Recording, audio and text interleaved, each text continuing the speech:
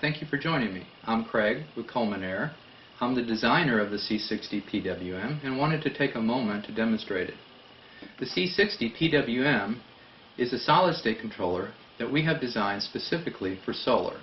It handles up to 60 amps of charge current from your solar panels, or it can also function in the diversion mode and power up to 60 amps a diversion. The C60-PWM is made here in Texas.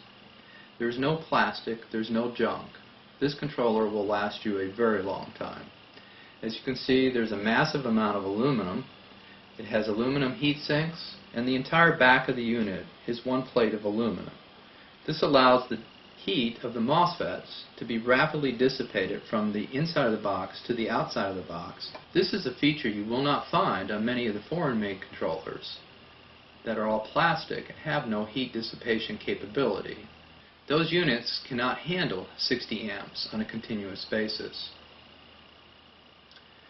So let me take a moment just to open this up and show you the inside of the unit.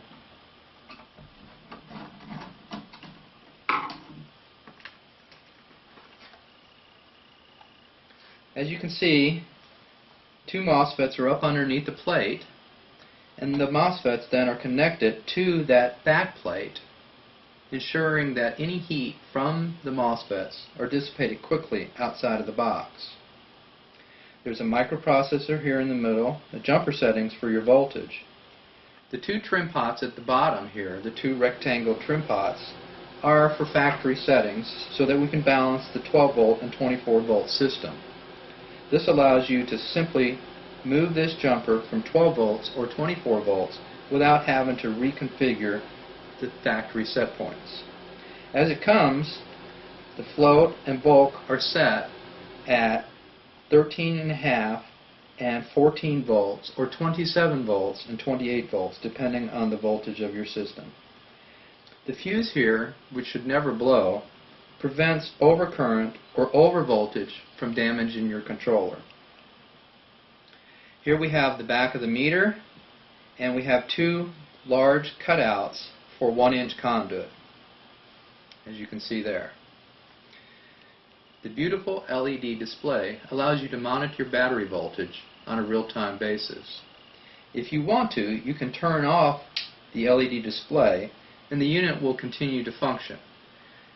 On the bottom here we have a test switch. This allows the microprocessor to go into a small test routine to ensure its integrity.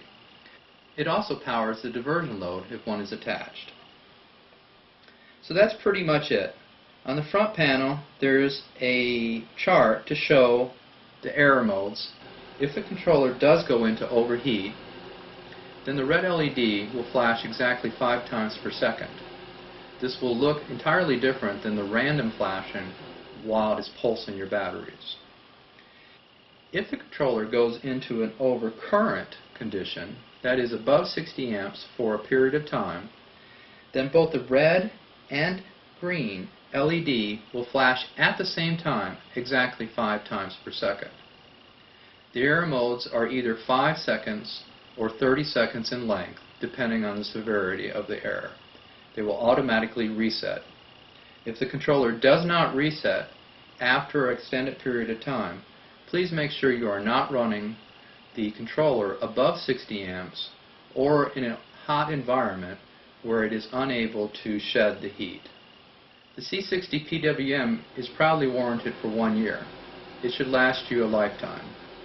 When the C60-PWM is properly installed and used within its design specification, it can handle just over 1400 watts in the 24 volt position and 700 watts in the 12 volt.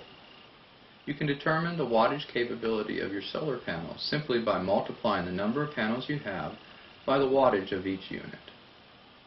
An important consideration when using a PWM charge controller in a solar-based alternate energy system is to ensure that your solar panels are a proper match for your batteries.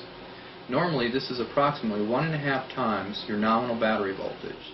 So on a 12 volt system you want your solar panels to be around 18 volts to up to about 22 volts. When the voltage of your solar panels exceed the 1.5 volt rule of thumb by a great deal, then that extra energy is simply wasted. In addition, the charge controller works harder and has to dissipate more heat. This is certainly not an efficient system, so we recommend approximately 18 to 21 volts on a 12 volt system, and just double that for a 24 volt system. So on a 24 volt system, if you have 24 volt panels, you will place them all in parallel. If you have 12 volt panels on a 24 volt system, you'll put two panels in series, and that pair will then be paired with other panels to create a 24 volt parallel solar system. And this is the same for your batteries.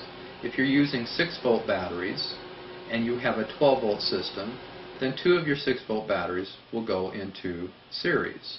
If you have a 24 volt, you obviously will put 4 6 volt batteries into series, creating a 24 volt battery bank.